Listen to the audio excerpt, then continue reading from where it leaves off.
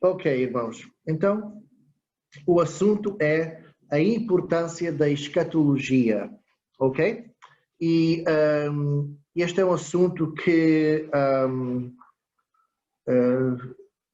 passou a ser importante para mim, talvez há um ano atrás, em que eu encarei vários irmãos que não achavam importante e que até estavam abertos para outras maneiras de ver este assunto, que não eram bíblicas.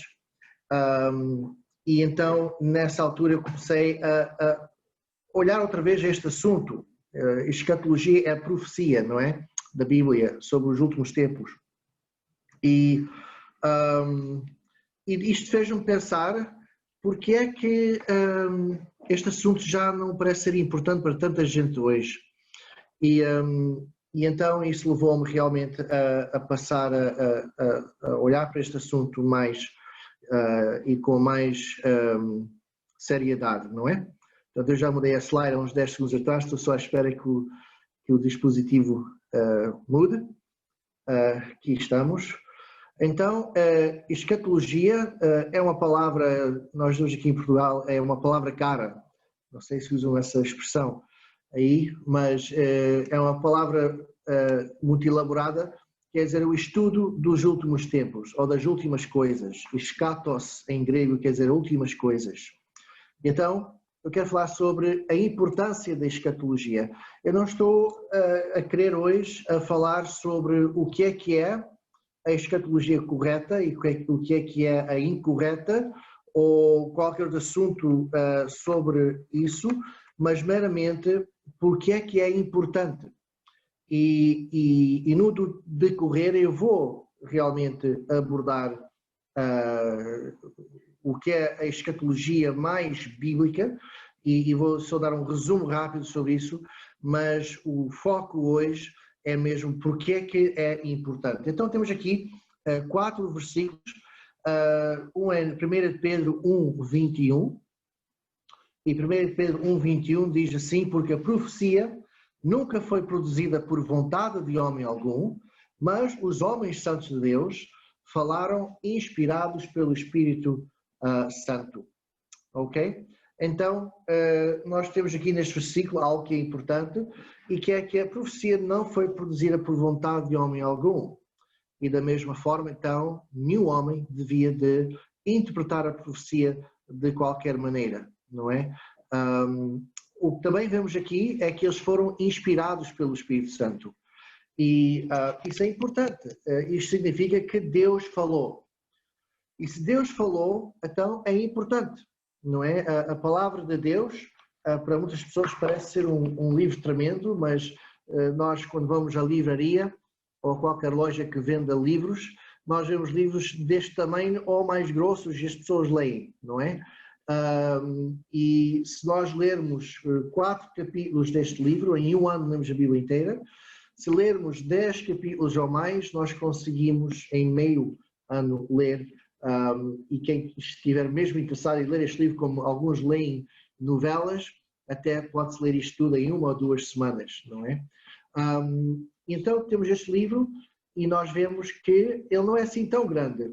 Se Deus escolheu pôr algo aqui dentro, então isso é importante, não é? Então nós vemos que a profecia foi inspirada pelo Espírito Santo. Depois temos 1 Coríntios, capítulo 14, versículo 3, e diz assim: mas o que profetiza fala aos homens para edificação, exortação e consolação.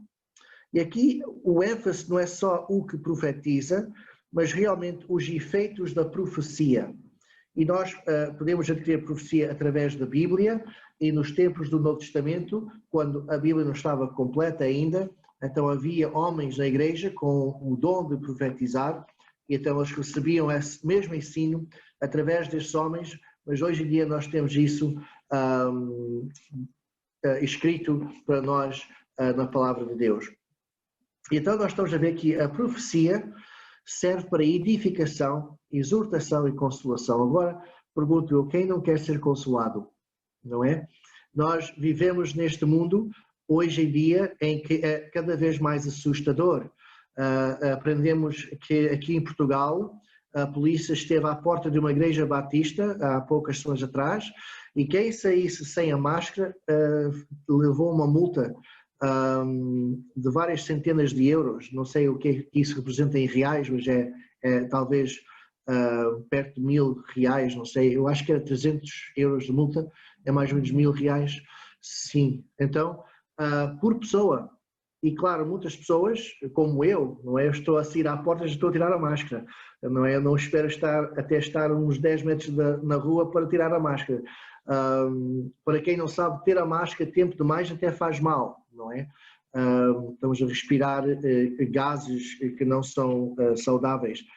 Mas isto foi realmente perseguição. Eles não fizeram isso com mais nenhuma empresa, mais nenhuma loja, foi só aquela igreja batista. E temos visto isto em outras partes do mundo, também nos Estados Unidos e no Canadá, na Inglaterra também já ouvi falar em coisas destas, em que realmente estão a fazer de igrejas alvo, e é triste. E estamos a ver que realmente as coisas estão a encaminhar para mais e mais perseguição e estamos a ver também o ódio que o mundo tem para com os crentes cada vez mais.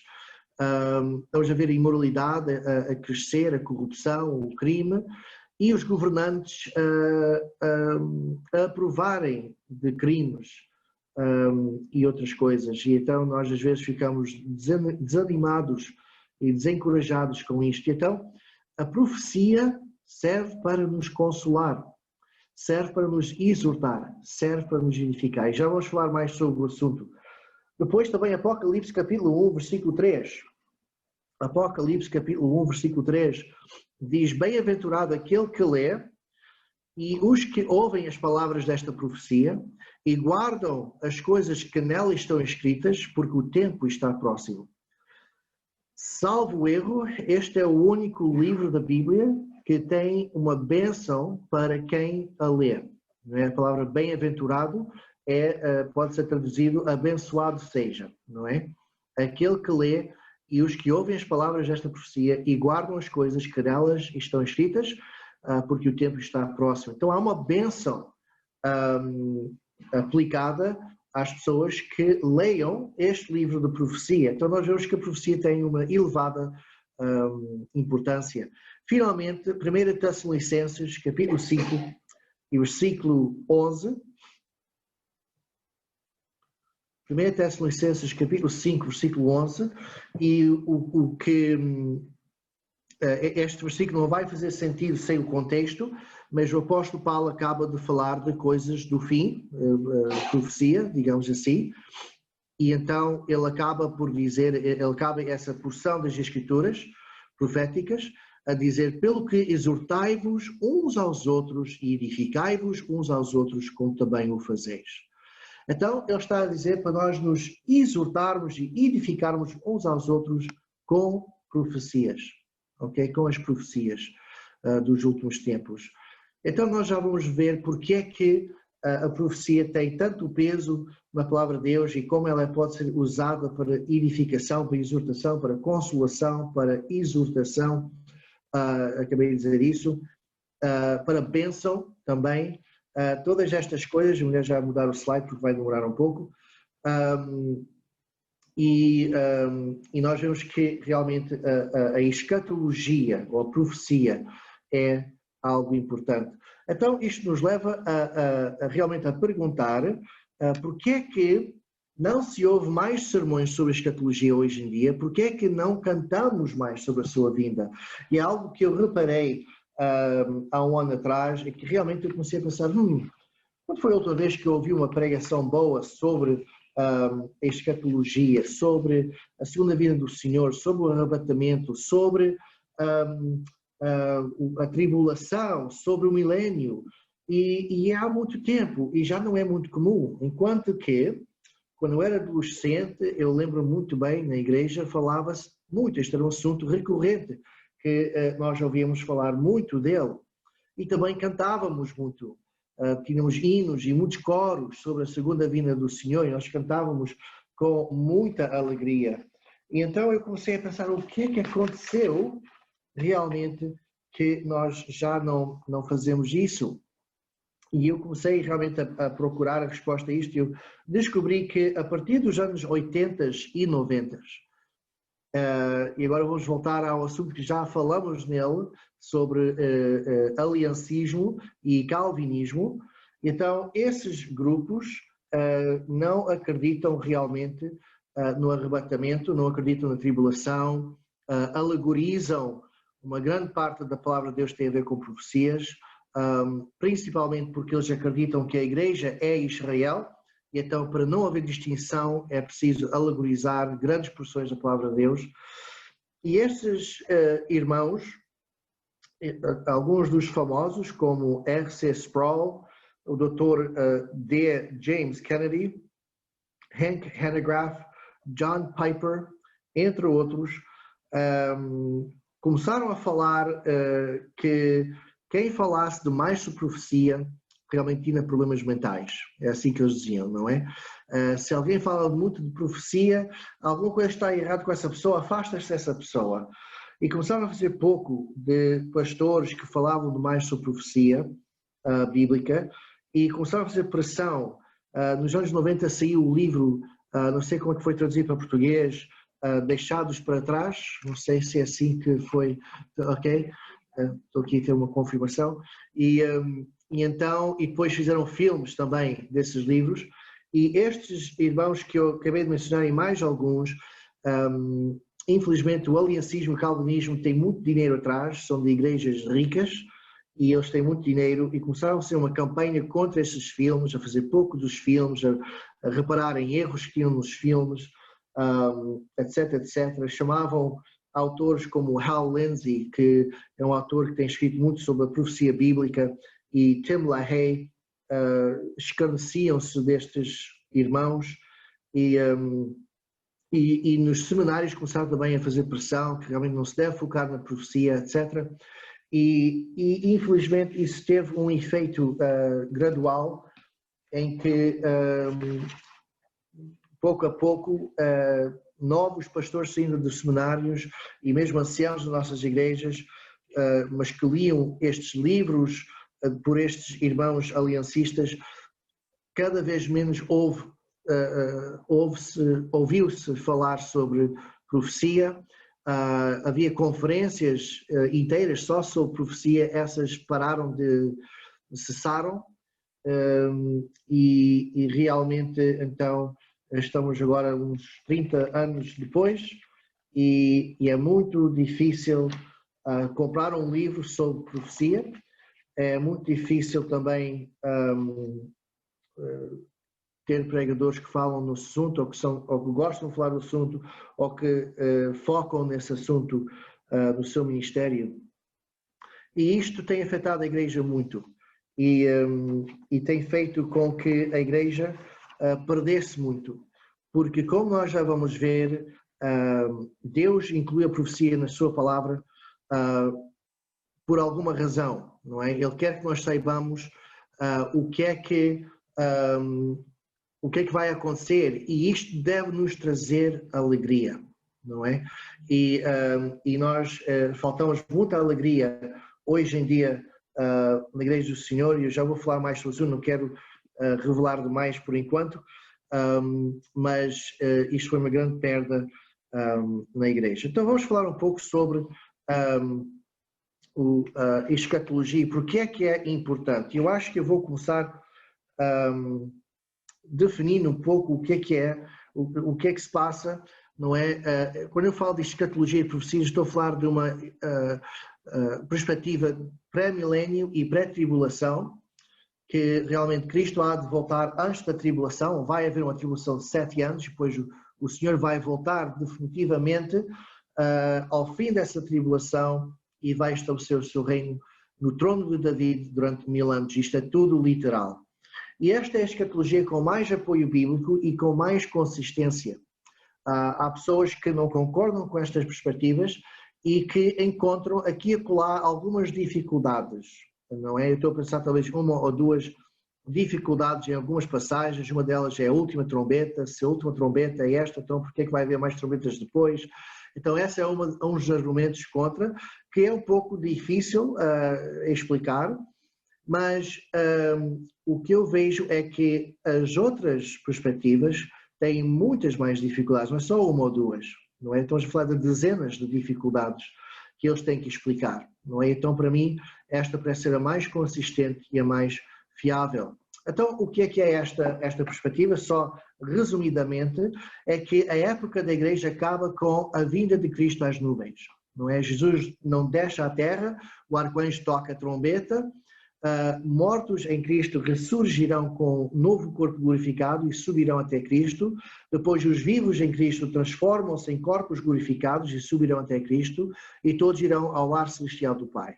Okay? Tudo isto acontece no abrir e fechar de olhos. Quanto a essa trombeta do arcanjo, que uma vez é chamada a última trombeta, o nome dessa trombeta no grego, eu não preparei para isso, mas estou a lembrar-me agora, estou a usar aqui uma memória de muito atrás, mas estou vagamente a lembrar-me que o nome dessa trombeta, ou desse toque no grego, refere-se a um toque de, por exemplo, quando há um embaixador no campo do inimigo para tentar resolver uma coisa, então há um toque de trombeta para que ele saia do meio deles, porque o país dele, o exército dele vai atacar.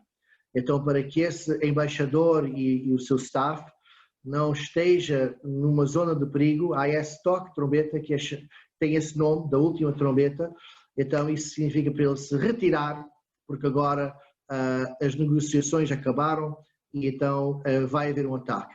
E isso faz muito sentido, em que o Senhor vai retirar a sua igreja, porque Ele vai agora começar a julgar a terra com a sua ira. Muito bem, eu já devia ter carregado este botão, ai, agora temos que esperar 30 segundos. Eu não sei porque é que é só com este que isto acontece. Ok, muito bem. Ok, depois na terra, ok, quando a igreja for arrebatada, o anticristo é revelado e a época da igreja acabou. Então, o dia do Senhor, esta expressão dia do Senhor é uma expressão muito usada no Velho Testamento, é igual à tribulação, é a mesma coisa, ok? Também é chamado o tempo da angústia de Jacó, ok? Refere-se tudo ao mesmo período de tempo. Então, este dia do Senhor, ou tribulação, ou tempo da angústia de Jacó, começa logo que a igreja for arrebatada. Portanto, a tribulação é o derramamento da ira de Deus sobre as nações, não é igual à ira de Deus sobre indivíduos, que isso acontece no inferno, portanto, mas é uma ira que Deus faz, é mais contra as nações. Ao fim da tribulação, Israel volta-se para Deus, aceita Jesus como o verdadeiro Messias, as nações se agregam no Vale de Armagedon para aniquilar Israel, mas Cristo volta e elimina essas forças militares. E então começa o milénio, ok? Só para dar um resumo de uma perspectiva que, olhando para a Bíblia e aceitando tudo o quanto mais literalmente possível, é isso a conclusão a que se chega. E isto é uma conclusão que muitos irmãos da fé e teólogos ao longo dos séculos chegaram a essa conclusão. Interessante porque os aliancistas tentam dizer que esta perspectiva foi começada pelos irmãos de Plymouth e que só tem menos de 200 anos e etc, etc. Mas nós temos irmãos bons na fé, alguns são professores universitários que têm escrito livros em que eles mostram documentos e livros e cartas escritas por homens de fé ao longo dos últimos 2000 anos, inclusive na era escura em que a Igreja Católica dominava, incluindo durante a Reforma, incluindo os tais chamados pais da Igreja, e ao longo de toda a história sempre encontramos alguém que decidiu interpretar a Bíblia literalmente e chegou a estas mesmas conclusões. Então isto não é uma coisa nova, é uma coisa que sempre existiu para quem quisesse aceitar o que estava lá bem escrito. Temos aqui várias passagens de apoio para a escatologia pré-milenial e pré-tribulacional, mas não sei se vamos ter tempo para ver, mas Apocalipse 3:10, salvo erro, dá a ideia de que realmente os crentes não vão passar por essa ira. Talvez vamos ver estas passagens, não é? nunca faz mal abrirmos a palavra de Deus. Então, Apocalipse 3:10, se alguém encontrar antes de mim, podem ler. Apocalipse 3:10.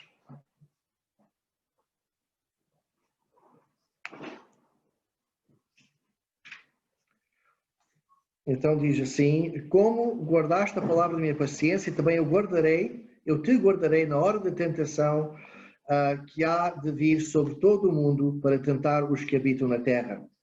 Então nós estamos aqui a ver que o Senhor vai nos guardar dessa hora dificílima. E alguns dizem, bem, isto parece que é só para a igreja de Filadélfia. Está inserida na carta da igreja de Filadélfia. E isso é verdade. Só que parece que o Senhor está aqui a fazer um parênteses e está a referir-se a algo mais do que Filadélfia, porque ele está a falar de uma hora de tentação, não para a cidade de Filadélfia, nem para a igreja de Filadélfia, mas que há de vir sobre todo o mundo. Não é? Então parece que o Senhor aqui agora muda de assunto temporariamente e agora fala de alguma coisa que vai acontecer mundialmente e que Ele vai nos guardar dessa hora. 1 Tessalonicenses 1:10. 1 Tessalonicenses 1:10.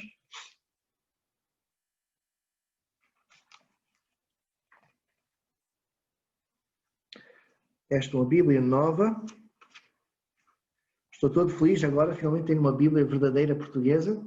Se irmãos lembram-se, há uns meses atrás, no Canadá, eu não tinha uma Bíblia portuguesa, só tinha uma inglesa e tinha que usar o telemóvel, não é? Para a Bíblia portuguesa. Mas agora tenho uma Bíblia portuguesa. Mas agora é nova e é difícil virar as páginas. Então, 1 Tessalonicenses 1:10 diz assim: e esperar dos céus a seu Filho, a quem ressuscitou dos mortos, a saber, Jesus, que nos livra da ira futura. Ok? Alguns irmãos dizem, isto está-se a referir ao inferno. Mas eu acho que, lendo o contexto, e nós não temos tempo, porque realmente, como já disse, o propósito desta mensagem não é defender esta perspectiva, mas se nós lemos o contexto, é claro que não está a falar da ira do inferno, porque essa já foi tratada, já foi resolvida, e está a falar de outra ira, que eu creio ser a tribulação, não é? Nós podemos continuar, mas eu acho que não vamos ter assim muito tempo. Saltando algumas referências para a frente, vem Apocalipse, capítulos 4 a capítulo 19, e alguém pode dizer, tantos capítulos, como é que pode ser isso? A única razão que eu levanto essa referência é que a partir de Apocalipse 4 até Apocalipse 19 não há menção nenhuma da igreja, nem uma vez. Nós temos os primeiros 3 capítulos e depois nos últimos capítulos, mas de 4 a 19, que por acaso são os capítulos que falam da grande tribulação, nunca há uma referência sequer à igreja, nenhuma, ok? E isso para mim é uma prova gigantíssima de que a igreja não estará lá, não é? E finalmente, eu só quero falar que Mateus 24, que é o sermão profético de Jesus, é para israelitas que vão passar pela tribulação e não é para crentes, e nós podemos ver isso no contexto e há pessoas que fazem confusão com isso, mas temos que lembrar que é mesmo a referir mais para os israelitas do que para nós. Muito bem, irmãos, vou já mudar o slide. Então, porquê que a escatologia é importante para nós? Então, o meu primeiro ponto aqui é porque Deus decidiu que era importante, não é? E então nós vamos ver algumas razões para isso, mas agora estou aqui a lembrar-me que eu pus primeiramente algumas coisas que o irmão Ryrie, professor de seminário, ele também deu alguns pontos de porquê que a profecia é importante, e então ele diz que nos dá alegria, gozo na aflição, e ele usa 2 Coríntios 4:17, que vamos ler daqui a pouco. Ele também diz que a profecia encoraja-nos a viver vidas santificadas, 1 João 3:3. É proveitoso em muitas maneiras, 2 Timóteo 3:16 e 17. Oferece factos sobre a vida após a morte, 2 Coríntios 5:8. E isto é verdade, e por acaso não vou focar nisto, já há coisas sobre a vida após a morte que nós não saberíamos se não fosse dentro do contexto de porções proféticas da Bíblia. É sobre o inferno, sobre o lago de fogo, sobre o céu, que nós não saberíamos a não ser dentro de porções de profecia na Bíblia. As Escrituras mostram a confiabilidade e fiabilidade das Escrituras pelas muitas profecias já cumpridas. Nós estamos a ver na Bíblia tantas profecias já cumpridas, literalmente, perfeitamente, sem falha, e nós podemos confiar que aquelas que ainda não foram cumpridas vão ser cumpridas da mesma maneira. Faz-nos chegar mais próximo de Deus em adoração e louvor. Então essas são as razões que o Ryrie dá. Então eu vou dar, e isto está a aparecer fora de ordem. Peço desculpa, mas eu tentei à noite tarde a ver se corrigia este problema, e a única maneira que eu via mesmo de corrigir era tentar de novo, o que ia me levar muito tempo. Muito complicado, sim. Então, ok. Alguém tem o microfone ligado, não sei quem, mas então a primeira questão é porque Deus a fez importante, Deus fez a escatologia importante. Em 2 Timóteo 3, 16 e 17, se podemos virar para lá, 2 Timóteo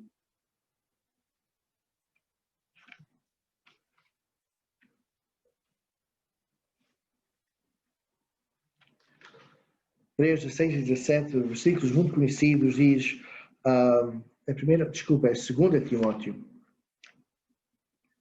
2 Timóteo. Estas páginas estão coladas, ok.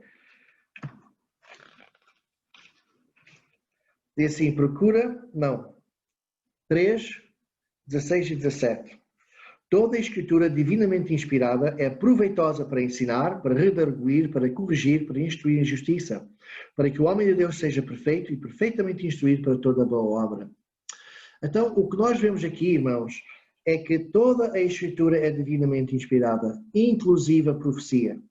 E é proveitosa para ensinar, portanto, a profecia é proveitosa para ensinar, a profecia é proveitosa para redarguir, a profecia é proveitosa para corrigir, a profecia é proveitosa para instruir em justiça, a profecia é proveitosa para que o homem de Deus seja perfeito e perfeitamente instruído para toda boa obra. O que isto também significa é que, sem a profecia, o homem de Deus não vai ser perfeito e perfeitamente instruído para toda a boa obra. Então, temos que ter isto em mente. Não sei se os irmãos sabem, mas 30, ou seja, 40 a 50% da palavra de Deus é profecia. 40 a 50%. Porquê é que eu digo 40 a 50? Porque há quem diga que alguns dos salmos não são proféticos e que nós estamos a inventar coisas, não é? Mas eu creio que há salmos que são mesmo proféticos. Como é que nós podemos ver Salmo 22 ou Salmo 24 e não pensar em Jesus Cristo na cruz, não é? São de facto e de certeza proféticos. E temos muitos salmos, chamam-se salmos messiânicos. Temos muitos salmos que são proféticos. Então, quando nós incluímos essas porções da Bíblia, então 50% da palavra de Deus é profecia. Ok? Porque é que a escatologia é importante? Porque Deus a fez importante. Não é? Ele escolheu escrever 50% deste livro só sobre profecia. Uma grande parte dessa profecia é escatologia. Ou seja, a escatologia é a profecia que ainda não foi cumprida. Não é? É a profecia dos últimos dias. Muito bem, irmãos. Então, essa é uma das razões pelas quais nós sabemos que a escatologia é importante e nós devemos de falar nela nas igrejas, devemos cantar sobre ela nas igrejas. É importante para Deus e Ele escolheu escrever muito sobre o assunto. A outra questão é que Deus, em sua bondade, quis que nós soubéssemos um pouco sobre o que Ele vai fazer. Isso é a bondade de Deus. Realmente mostra-nos o quanto Deus nos ama, que Ele decidiu partilhar connosco estas coisas. E nós vamos abrir em Amós, capítulo 3, versículo 7. Amós, capítulo 3, versículo 7, uma joia de versículo que eu descobri há uns anos atrás. No princípio deste capítulo tem um versículo que nós todos conhecemos muito bem: andarão dois juntos se não estiverem de acordo, não é? Nós todos conhecemos essa passagem. E então é mais um pouco à frente, versículo 7, em Amós capítulo 3, que diz: certamente o Senhor Jeová não fará coisa alguma sem ter revelado o seu segredo aos seus servos, os profetas. Então, nós vemos o amor de Deus e, claro, o que é que os profetas fazem? Eles partilham o que Deus partilha com eles para o povo. Os profetas são intermediários que trazem ao povo a mensagem de Deus. Portanto, se Deus partilha com os profetas, então os profetas partilham com o povo. Então Deus aqui realmente revela-nos o que Ele vai fazer. E se nós olharmos para a Bíblia, nós vemos isto desde Adão e Eva, não é? Deus a dizer a eles o que é que vai seguir, não é? Depois de eles terem pecado. Nós vemos Ele a falar com, não é Lameque, mas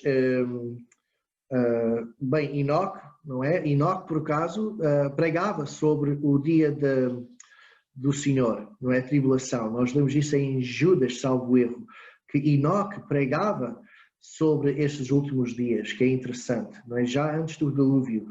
Mas Noé, Deus avisou Noé o que ia acontecer. Então, a cada passo nós vemos Deus a revelar mais e mais a raça humana através dos seus servos, e então nós sabíamos, quando Jesus Cristo chegou, no seu primeiro advento, nós já sabíamos muito, sabíamos em que aldeia ele ia nascer, já sabíamos de que família ele ia nascer, já sabíamos muita coisa sobre ele, e nós podíamos juntar essas profecias todas e saber que verdadeiramente Jesus Cristo é o Messias. E agora o Senhor tem feito o mesmo para o futuro e para nós, e nós já sabemos o que vai acontecer. É um pouco, mas realmente é muito que nós já sabemos o que vai acontecer. Isto é incrível, não é? Que Deus nos ama assim tanto, que Ele quer que nós saibamos o que Ele vai fazer. Isto faz-me lembrar um pouco sobre a relação que Deus tinha com Abraão. Não sei se lembram, quando Abraão foi visitado pelo Senhor e 2 anjos, e Abraão os deu de comer, etc., e eles tiveram comunhão uns com os outros. E depois o Senhor, o anjo do Senhor, que eu creio que é o Senhor Jesus Cristo em forma de anjo no Velho Testamento, levantou-se para ir embora. Ele estava já a ir embora, e a palavra de Deus diz que o Senhor pensou: posso eu guardar este segredo do meu amigo Abraão, não é? E então ele virou-se e disse a Abraão: olha, eu vou destruir, não é, aquelas cidades naquele vale, não é? E depois nós conhecemos a conversa que Abraão teve com o Senhor, a ver se o Senhor poupava Lot e a sua família. Mas essa passagem bíblica é tão bonita, como o Senhor amava Abraão e não queria guardar segredos. É o que nós vemos aqui em Amós capítulo 3, não é? O Senhor nos revela o que vai acontecer. Porquê? Porque Ele nos ama, por causa da sua bondade. Então, se Ele nos fez esse obséquio, digamos assim, nós vamos ignorar a profecia, não é? O aliancismo diz que sim. Não sei se vocês sabem, o João Calvino escreveu um comentário da Bíblia inteira, mas não fez de Apocalipse, porque ele não achava que Apocalipse devia pertencer à Bíblia. Martinho Lutero fez o mesmo, ele não tem comentário de Apocalipse. Ele achava que Apocalipse não era inspirado por Deus. Os aliancistas têm um ódio à profecia, especialmente à escatologia, as coisas que ainda não aconteceram, porque essas coisas estão em conflito com realmente a teologia deles, não é? E não há maneira de explicar a não ser alegorizar muito as passagens para que a teologia deles não seja afetada negativamente, mas que perda para eles, não é, irmãos, e para os crentes destas igrejas, que não têm nenhuma esperança do arrebatamento, não têm nenhuma esperança de um milénio, dizem que já estão no milénio, imaginam isso, porque eles alegorizam o milénio. Este gozo que a maioria de nós como crentes temos da vida do Senhor, daquilo que Ele vai fazer, eles não têm, não é? E é mesmo pena. Outra razão que a escatologia é importante é porque através dela nós aprendemos muito sobre Deus, o seu caráter e sobre os seus atributos. Hebreus 12, versículo 2, podemos ler, mas há muitas profecias em que nós aprendemos muito sobre o Senhor, e se essas profecias fossem tiradas da Bíblia, nós iríamos saber muito menos sobre o Senhor, não é?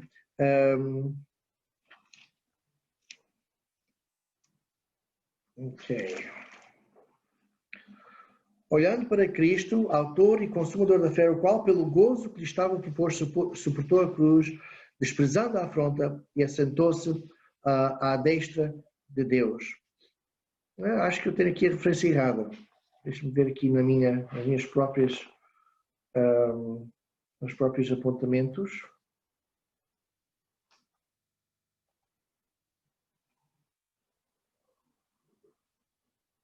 Não tenho aqui referência, infelizmente. Bem, irmãos, nós sabemos muito sobre Deus e o seu caráter. Por exemplo, vou dar um exemplo. A justiça de Deus. Como é que nós poderíamos saber algo da justiça de Deus se nós não soubéssemos sobre o julgamento final? Se nós não soubéssemos sobre a tribulação em que Ele julga as nações? Como é que nós iríamos saber sobre a justiça do Senhor, por exemplo, nos dias de Noé, que era profetizado que o dilúvio iria de acontecer, não é? Nós temos, através da profecia, muito sobre o caráter de Deus, sobre a sua justiça. Como é que nós iríamos saber sobre o amor de Deus, em que nós aprendemos que quando nós chegarmos ao céu, enquanto a terra está na tribulação, vamos ter o julgamento dos crentes pelo seu serviço ao Senhor, e o Senhor nos vai galardoar com coroas, sabendo que tudo o que nós fizemos por Ele foi através dos dons que Ele nos deu, das forças que Ele nos deu, tudo foi dele, mas Ele ama-nos tanto que Ele nos vai dar coroas, que Ele ama-nos tanto que Ele quer passar a eternidade conosco na nova terra e na nova Jerusalém. Muitas coisas que nós sabemos sobre Deus, sobre o seu caráter, sobre os seus atributos, nós sabemos através da profecia. Então é um desastre nós eliminarmos e alegorizarmos essas coisas, porque se tudo isso é alegorizado, é uma alegoria, então quer dizer que realmente nunca vai haver justiça verdadeira para as pessoas, não vai haver galardões verdadeiros para as pessoas, e é isso que eles dizem nessas igrejas. Muito bem, a importância da escatologia também é porque nos ensina a urgência de partilhar o Evangelho e santificar as nossas vidas. Não vou ler as passagens bíblicas porque o tempo está a fugir, mas há quem diga, isso não dá urgência nenhuma porque nós temos urgência de qualquer maneira, porque uma pessoa pode morrer a qualquer altura, então nós temos urgência de partilhar o Evangelho com eles. Ou a pessoa que está a evangelizar também pode morrer e depois ele não consegue evangelizar às suas pessoas. Então nós sempre temos urgência e não precisamos do arrebatamento para haver urgência. Bem, não é bem verdade, não é? Se uma pessoa morrer, a quem eu estou a testemunhar, há dezenas e centenas de outras pessoas e milhares e milhões de outras pessoas a quem eu posso testemunhar e se Deus quiser, ser usado do Senhor para poupar essa pessoa de uma eternidade afastada de Deus. Mas na tribulação já não vai ser assim, não é? A palavra de Deus fala que aqueles que ouviram o Evangelho antes da tribulação, depois da tribulação, Deus vai endurecer seus corações. Eles tiveram a sua oportunidade, já não vai haver essa oportunidade. Não só isso, mas todos os crentes vão ser tirados, não é? Se eu morrer agora, há outros crentes que podem testemunhar a essas mesmas pessoas. Mas no arrebatamento, todos os crentes vão ser retirados. E não vai haver ninguém para partilhar o Evangelho. E então, nós temos uma urgência realmente para que a maioria das pessoas sejam salvas agora, antes da tribulação, quando vai ser muito mais difícil. Nós sabemos que na segunda parte da tribulação vai surgir testemunhas judeus, não é? Que vão partilhar o Evangelho do Reino e também vai haver pessoas convertidas nessa altura. Mas nós temos uma urgência de partilhar, porque vai haver muitos que vão morrer na tribulação, muitos mesmo. Uma grande parte da terra vai morrer na tribulação e nós temos urgência para evangelizar, porque nós queremos poupar essas pessoas desse mal. Muito bem, outras razões, eu tenho aqui duas razões históricas, um é impacto na crença do cotidiano e em duas épocas recentes. Eu não sei se eu vou elaborar muito isso, mas a doutrina aliancista e a forma de eles explicarem as coisas tem levado a erros graves na história. Por exemplo, a escravatura de índios e de africanos, porque a igreja é Israel. E então, e que é que Deus, e os novos mundos que foram descobertos era Canaã, é assim que eles interpretavam naqueles dias. Então, os povos que encontravam, os africanos, os índios, eram os cananeus. Então, o que é que Deus mandou fazer? É matá-los, e os que não matavam escravizavam, não é? Então, essa ideia foi predominante naquela altura e levou a muita morte e escravatura e miséria entre seres humanos, muito infeliz, simplesmente porque estavam a interpretar a Bíblia de uma forma errada em termos de profecias e de ver as coisas assim. Muito bem, irmãos, eu vou ter que avançar. Também isto porque demonstra que Deus tem tudo sob o seu controle, não é? Que maravilha sabermos que o Senhor vai voltar, não é? Ele saiu de... Alguns podem dizer que ele saiu derrotado, não é? Ele não conseguiu alcançar o trono de David, o que não é verdade, não é? Ele ganhou uma grande vitória para a raça humana, dando-nos uma forma de nos livrar do pecado e das consequências do pecado. Mas ele vai voltar como rei, literalmente. Ele vai assentar-se no trono de David, cumprindo as promessas que ele fez a David e ao povo de Israel, cumprindo muitas profecias. E então nós vemos que ele tem tudo debaixo de controle. Mesmo as profecias sobre como as coisas iam piorar, e nós vemos isso hoje, e isso nos deve dar consolação. Está tudo a piorar, mas Deus já previu isso, não é? E Ele já nos disse que isto ia acontecer. Então nós vemos isto à nossa volta. Se não fossem as profecias, nós ficaríamos assustados. O que é que se passa com este mundo? Ai, ai, ai, não é? Mas porque Deus nos disse, não é? Nós olhamos para este mundo e é aterrorizante mesmo. Mas temos consolação, porque Deus já nos disse que isto ia acontecer, não é? Que coisa boa. E depois, por último, Deus traz consolo e alegria ao crente através das profecias, que é um pouco daquilo que eu estava agora mesmo a dizer, não é? Porque mostra que Ele tem tudo baixo controle e que nós estamos do lado que vai ganhar, não é? É muito bom estar do lado de ganhar, não é? Quando há a grande Copa do Mundo, não é? Estou certo que os brasileiros querem acreditar que vão ganhar, não é? Outro copo, não é? E os portugueses também gostavam muito de também ganhar isso. Eles já ganharam o copo europeu, mas certamente que eles gostavam de ter o copo do mundo. E só pensar sobre a possibilidade de sermos quem vai ganhar nos traz grande alegria e consolo, não é verdade? Quantos brasileiros estão a viver na miséria? Estão com muitos problemas, mas quando pensam nisso, não é? Quando é o ano da Copa, eles enchem-se de alegria e consolo. Bem, irmãos, nós não temos que esperar que vamos ganhar, nós sabemos que vamos ganhar. Porquê? Porque Jesus nos disse, porque Ele nos mostrou a sua palavra. Então, nós temos este consolo e esta alegria, e é muita pena quando há movimentos e igrejas que não querem focar nisto. E é pena que igrejas que realmente ainda têm estes princípios e ainda têm esta maneira de interpretar a Bíblia, que, como eu já disse, é a forma mais consistente de interpretar estas profecias com menos problemas de interpretação. É mesmo pena igrejas que têm esta perspectiva, mas que não falam nela e que passam-se anos em que não se fala destas coisas tão tremendas, tão cheios de alegria, cheios de esperança, de fé, que nós realmente possamos voltar a regozijar na vinda do nosso Salvador e do nosso arrebatamento, não é? A nossa salvação completa está pendurada no arrebatamento, não é? Nós somos salvos, já falamos nisto, não é? Quando falávamos da eleição, somos, portanto, justificados do pecado, salvos, portanto, da punição ou do castigo do pecado, somos santificados, em que a nossa alma é salva do poder do pecado dia a dia, e depois finalmente somos salvos da presença do pecado em nosso corpo, com a nossa glorificação com o nosso novo corpo. Irmãos, isso acontece no arrebatamento. E então, sem o arrebatamento, não temos uma salvação completa. E nós estamos com muita ansiedade à espera desse grande dia. Chama-se o dia de Cristo, não sei se sabem isso na Bíblia, o arrebatamento também chama-se o dia de Cristo, ou o dia de Jesus. E então é um contraste com o dia do Senhor, que é a tribulação, que é o julgamento sobre a terra. Nós possamos dizer como em Apocalipse 22, 17 e 20, e o Espírito e a esposa dizem, vem, e quem ouve diga, vem.